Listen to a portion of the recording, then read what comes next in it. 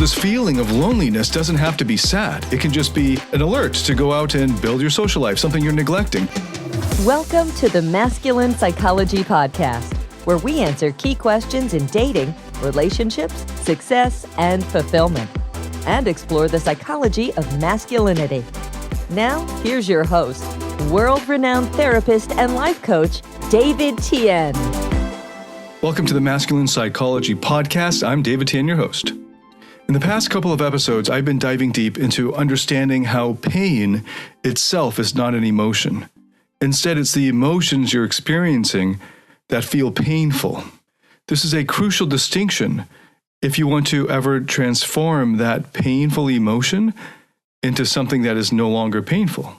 And the first steps are to first identify the emotion that's painful, or emotions that are painful, and then to arrive at a place of acceptance of them.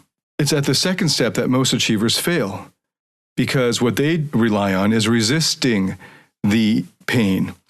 They try to cover over the pain, or shove it down, or repress it, and they try to stave off their fears that they find painful with action, which in itself is not a bad thing. In fact, in this episode, I'll show you what place it can have, taking action to address the painful emotion and the facts around it.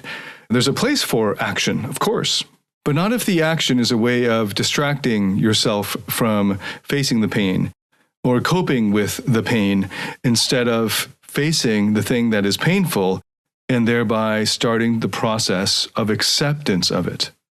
And then after acceptance, you can move into the next stage of understanding it, only from the place of radically, fully accepting it and not needing it to be different, needing the emotion to go away in order for you to be okay, but accepting that it's there. Only from that place can you then move on to actually understanding it. Because if you want the emotion to go away, then you're not actually going to be able to understand fully the part that is holding that painful emotion.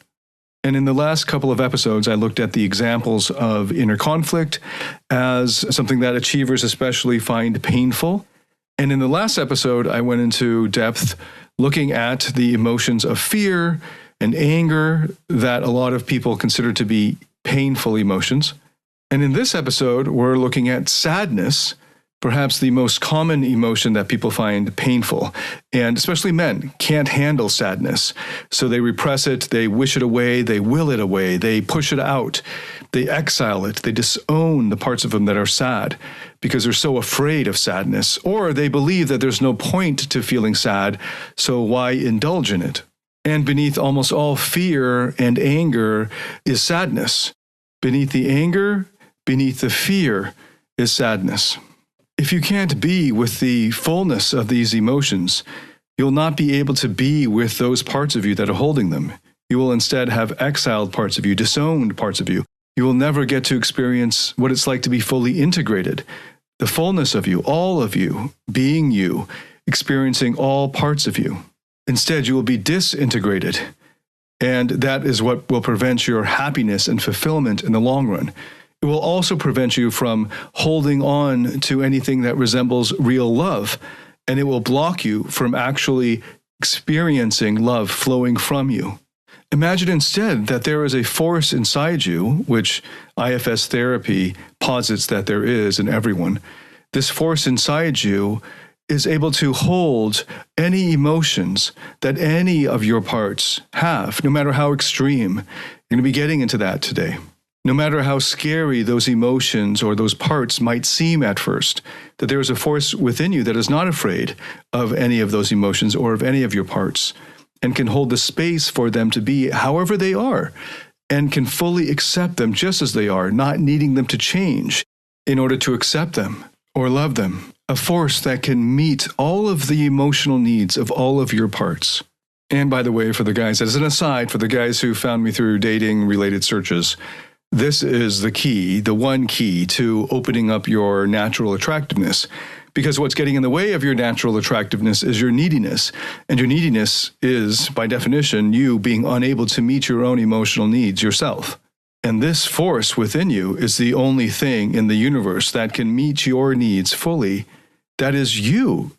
Only you can meet your needs fully. Unfortunately, many men who are immature are looking to women to meet their needs. They're trying to get a woman, a girlfriend, a wife, whatever, a woman to meet his needs. And he falsely believes that if he can just get that relationship, get that girlfriend, get that woman, then his life will be wonderful. And before he gets that woman, his life is blah, or in many cases, miserable. He is looking to a woman to rescue him, to make his life worth living, to fill his life full of color. Because without her, his life is just sort of bleak and without color. And if you're smart, or if you've been following my podcast for any length of time, you know that the key to actually being attractive is the opposite of that. Because when you need a woman to meet your emotional needs for you, you're going to be, unfortunately, turning them off just by your very subcommunications, but definitely by the things that you say. Eventually, it'll leak through that you need her to meet your needs. And people in general, but especially a feminine woman, wants a man who can meet his own needs, who is complete in himself. She doesn't want a big baby that she will have to mother. In other words, what the mother will do for the baby is to meet its needs emotionally, because the baby's brain literally is still forming and so forth. And women aren't going to be sexually turned on by a man who's needy.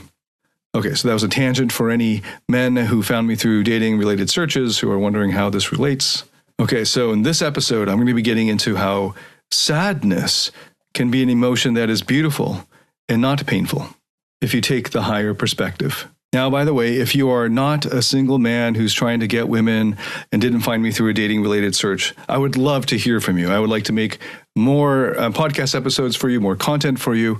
Let me know why you found this podcast and are still listening to it, and what you would like to hear more of and learn more about. But again, I will start with the situation that I find very commonly among those who come to seek out my help and find this podcast, men who went online and looked up something related to dating, especially, but also relationships. And they are often lonely.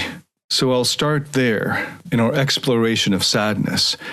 And sadness is different from loneliness. So they're in a lonely state, and you might be lonely, and that it could be a good thing because that's an alert. It's like a notification in your unconscious saying, hey, go out there and start connecting with people. You've been cooped up at home too much, or you've been focused on your work remotely in your study room too long. Go call up your friends, right? So this feeling of loneliness doesn't have to be something that's sad. It could just be like, I haven't contacted my friends in a long time. I've been in quarantine or whatever, right? But a lot of guys feel that this loneliness is something to be sad about. So not only are they feeling lonely, they're sad about feeling lonely. And then they heap on all kinds of other emotions like self-pity and regret and despair because they think that this will never change and so on. But notice that the fact that they are currently alone doesn't necessarily lead to loneliness, and that loneliness does not necessarily lead to sadness. So first, let's pause. And let's use our thinking here. Let's use our intellect, our rationality. This is a strength among many of my listeners. So I will be recruiting this part of you or parts of you that are rational and like to think and think clearly. So as I pointed out, you might feel some loneliness, and that would be an alert, a red flag for you, a notification that you should reach out and talk to someone, so to speak, right? So go and contact some friends. If you don't have any friends, well, that's a great action step. Formulate a plan to build up your social life and to make connections with people. There are tons of books that you can see in the airport bookstore stalls and all that about how to make friends and influence people, how to connect with anyone, how to talk to anyone, that kind of thing. I have a series of master classes that are free in which I show you how to make friends with anyone and how to talk to anyone, and you can get those or access to those at my website, davidtanphd.com, under the masterclass. You can just go to the website, hover over the top menu navigation, and one of the top things on the drop-down will be like the free masterclass. So just opt in for that, and you'll get access to it. You can unsubscribe at any time, so there's no risk whatsoever.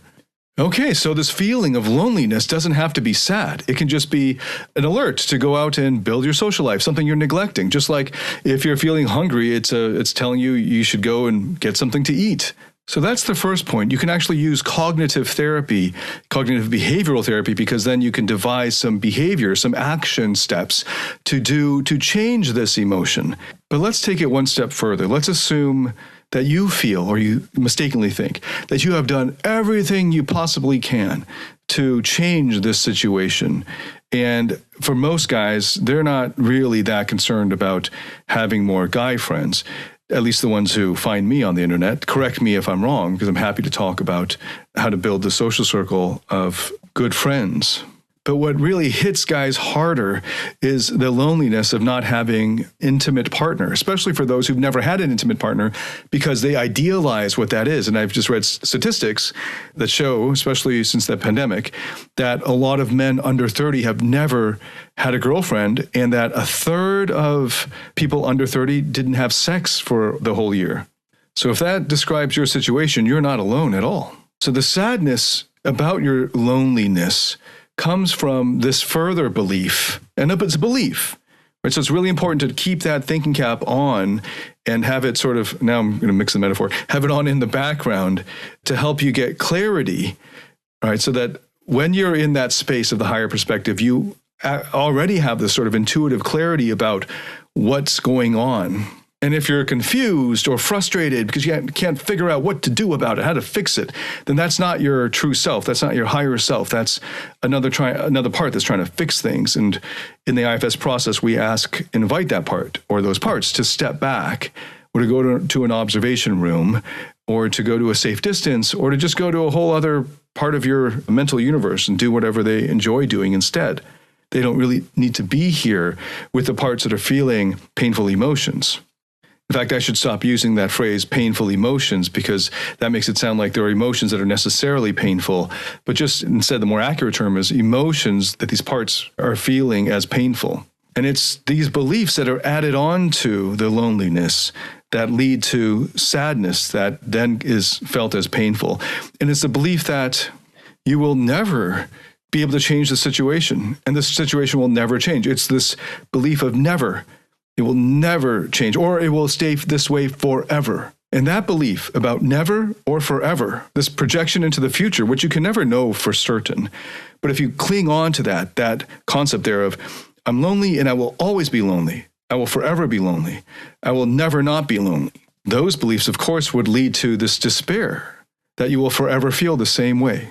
And of course, maybe you picked up on it. I've got on in the background this clarity that we can't actually know what the future will hold as far as your loneliness goes. Whether you will ever find a woman, you won't know. And that, if you just focus on that instead of focusing on this false belief, or at least a belief that you can't know whether it's true or false or not until you're about to die, whether you will forever be lonely, so you might as well instead focus on the belief that you don't know whether your situation will change. And given the fact that you don't know and you can't know until you experience all of life and then look back on it, you might as well make the most of it and go out and try to change it.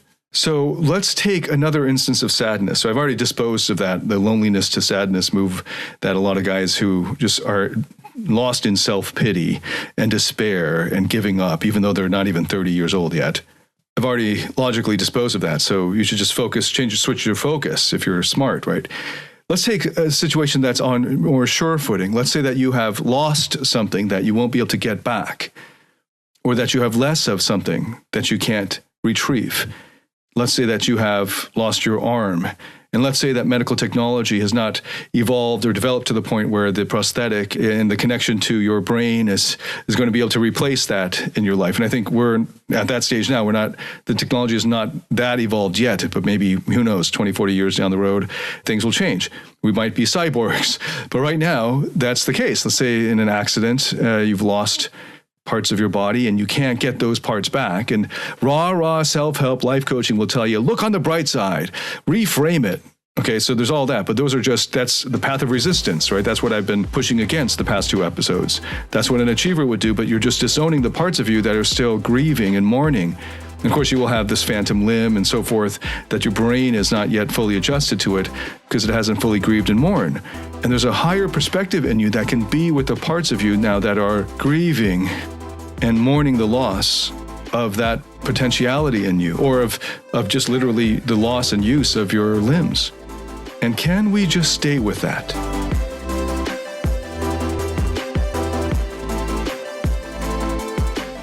Do you struggle in your interactions with women or in your intimate relationship?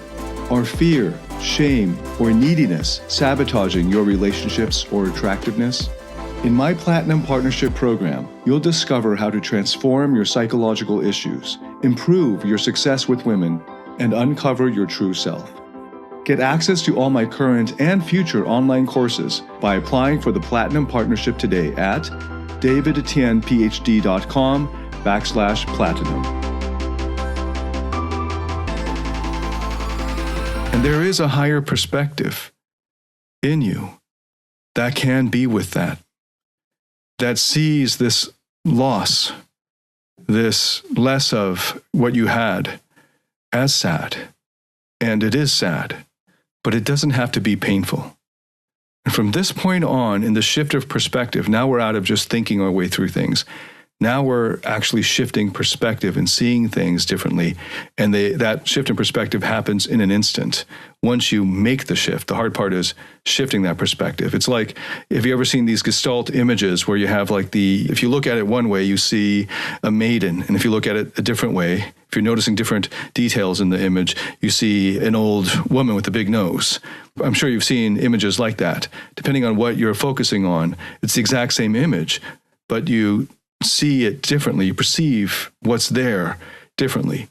And that's what shifting into a higher perspective is like.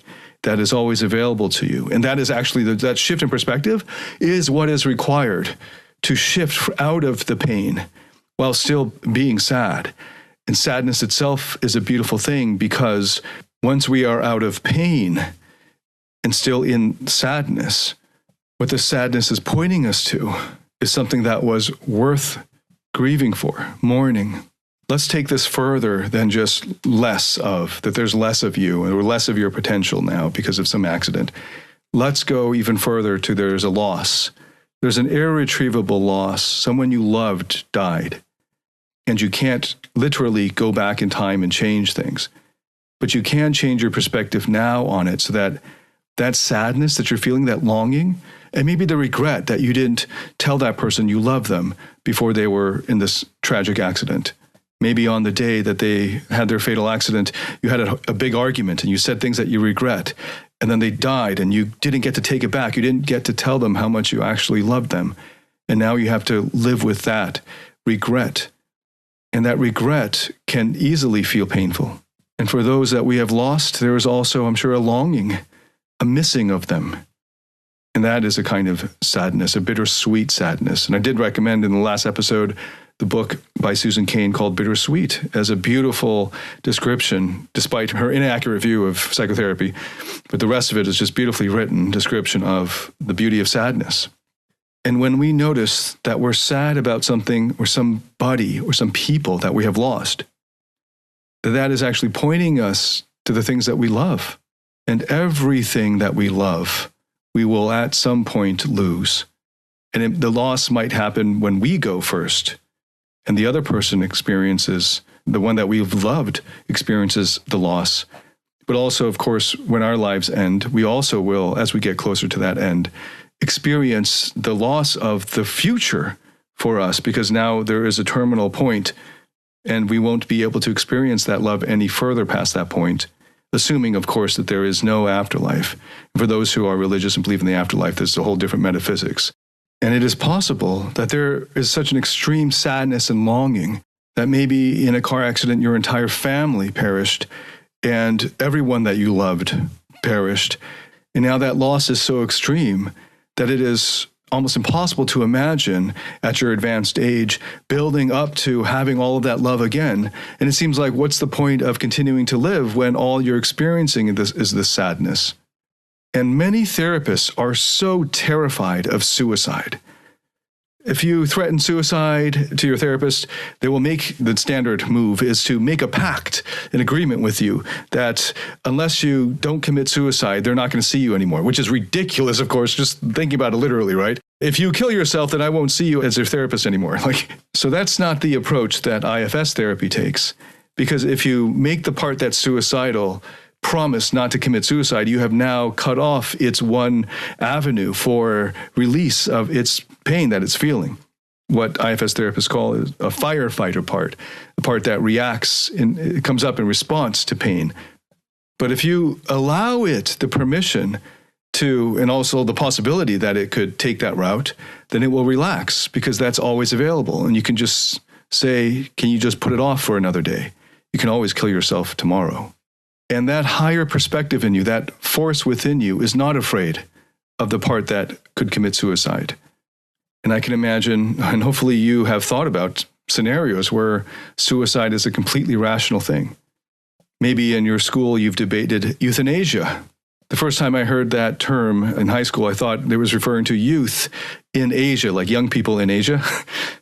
But hopefully you've had the chance to debate in class the rights of someone to end his or her own life, and under what circumstances it would be reasonable or rational to do so.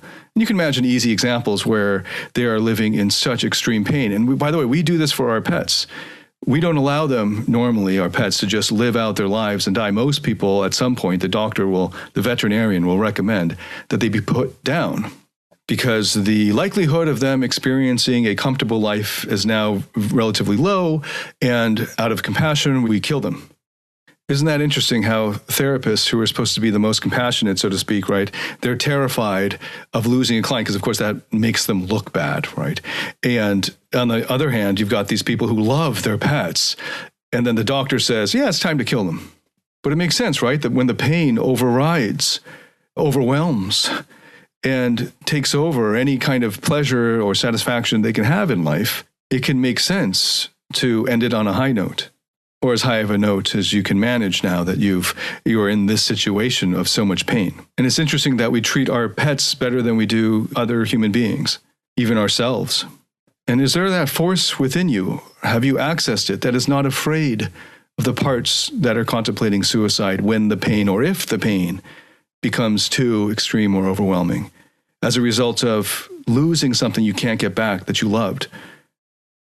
And maybe many people, all of your loved ones that have tragically perished that you can't get back, and now you are literally alone, and you're facing this prospect of building up a life worth living again.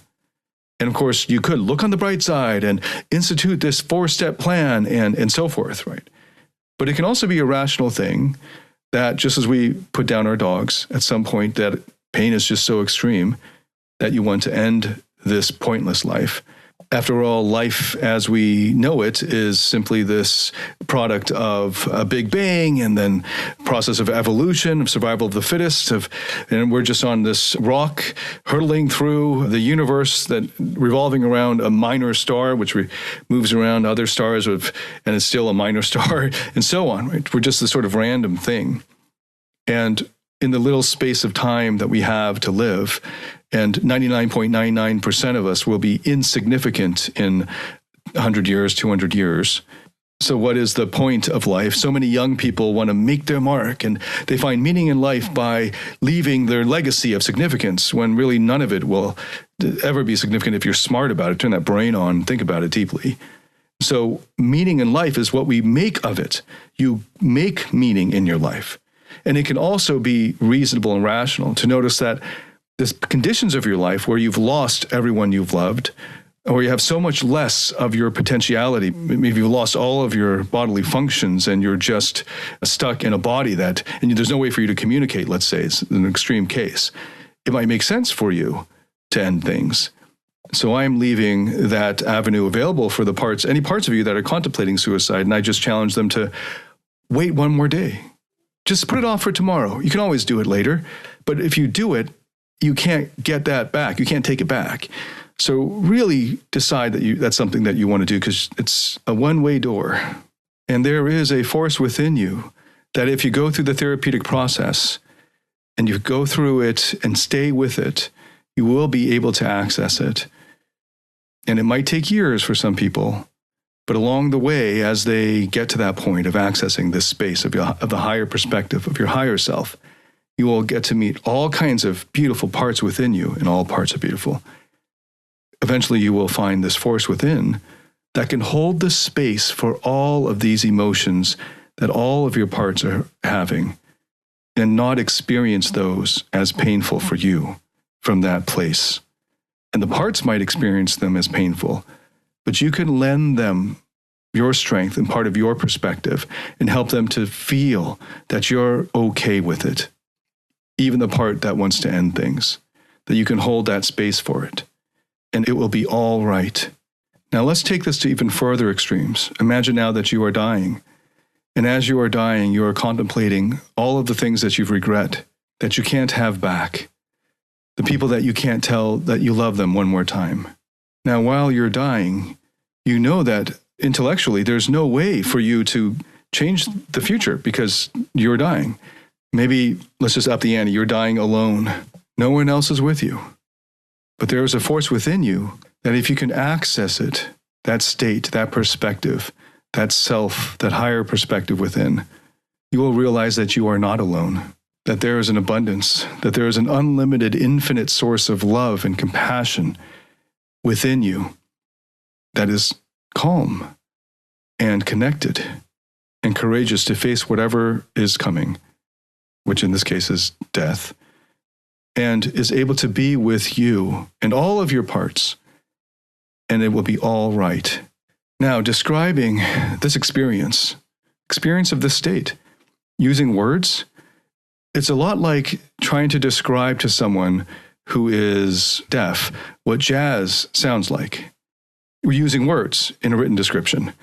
Or for someone who's blind, describing using words, a beautiful painting or a beautiful scene.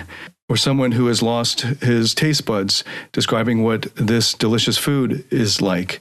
And who, let's assume, has never had taste buds, right? So you can't refer to any previous experiences. And I'm sure you can think of other examples. But hopefully, just by me doing that, I went ahead and did it anyway. Hopefully that piqued your curiosity enough for you to give it a shot, because this is possible for you if you go through the therapeutic perspective, that you can access the state within you that can meet all of your parts' needs, and where everything is okay and nothing is painful, or at least from the perspective of the higher self, nothing is overwhelmingly painful. And it's possible to hold the space for any parts that are experiencing pain, any parts in you that are experiencing pain. And from this place, you feel fully calm, compassionate, connected, fully courageous, fully confident, and fully loving. If this is something that intrigues you, take the therapeutic process seriously. I have a private practice that often only has 1 or 2 spots available at any given time, but I have a waiting list, so you can find out more info from my website, davidtianphd.com, and also have online courses that you can access through the Platinum Partnership and the online program called Emotional Mastery. And whether you do it with me or somewhere else or with someone else, take that seriously, that there's this possibility of accessing this higher perspective where everything is all right, and you can hold the space for even the most extreme emotions. And one little tip at the end, if there are any parts that are overwhelming you with their pain or their emotion, just from that place of your higher self, try this. Just ask that part to not overwhelm you. And if you're coming to this part with curiosity, wanting to understand it better, in almost every case, just inviting it to not overwhelm you will be enough that it will then titrate that back. Give it a shot, and give the therapeutic process a shot.